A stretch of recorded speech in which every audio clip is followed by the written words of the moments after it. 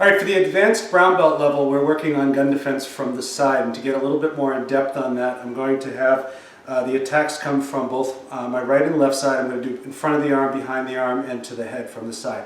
The main difference is that you're not in a position where both hands can get to the gun right away. So every time we do something from the front, we're trying to move and get two hands on the gun. But when it's on the side of your body, this hand is really tight and it's not going to work, and then this hand's a little too far away. So if I start to reach over, he's going to see that coming, and if he's intending to shoot me, he's going to fire from there. I'm not going to have enough time, and anything I do with this arm is going to be very obvious.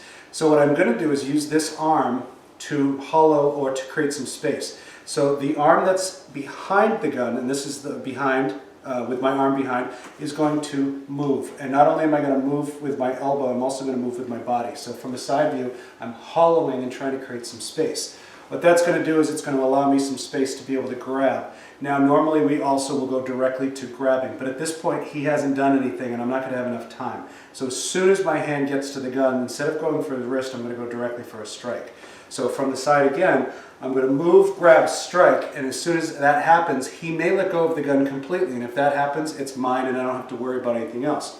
If he still has a pretty good grip on that, once I move and I've struck, I'm going to come back down to the wrist, and then I can get my wrist lock or my disarm.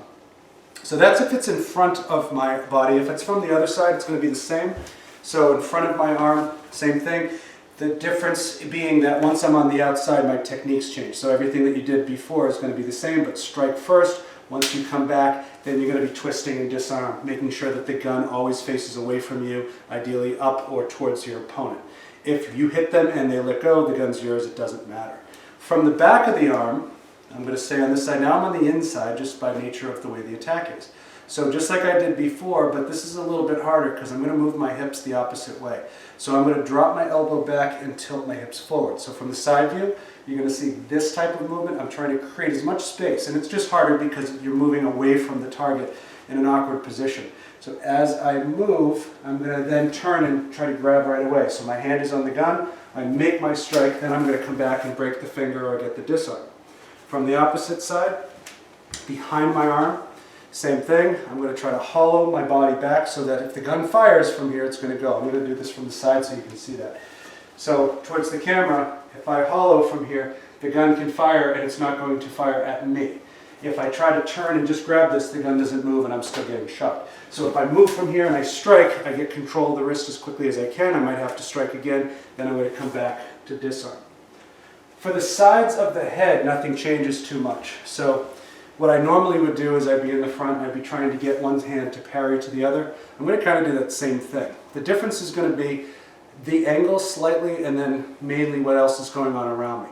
The easiest thing for my arms to do is to go this way. So if my arms come up in that natural way, then I'm going to move to the outside and try to move the gun behind me. Again, the gun's going to go off.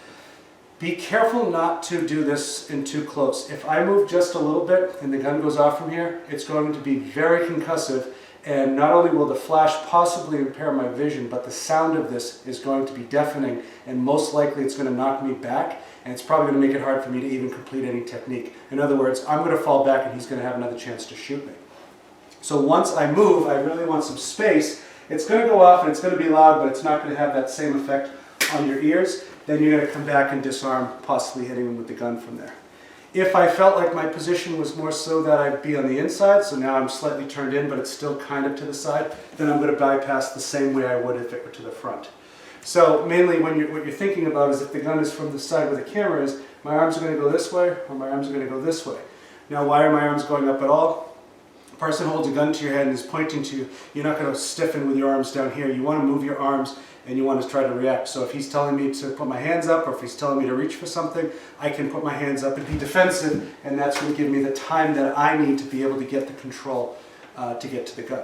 So this is our advanced brown belt level. Remember, we work the quadrants at the beginner level, center line at intermediate, and now the sides from here. We do not want to work on the back until we get into the black belt level, so please avoid that for now. But as advanced brown belts, focus on both side, front and back, and the side of the head. Thank you.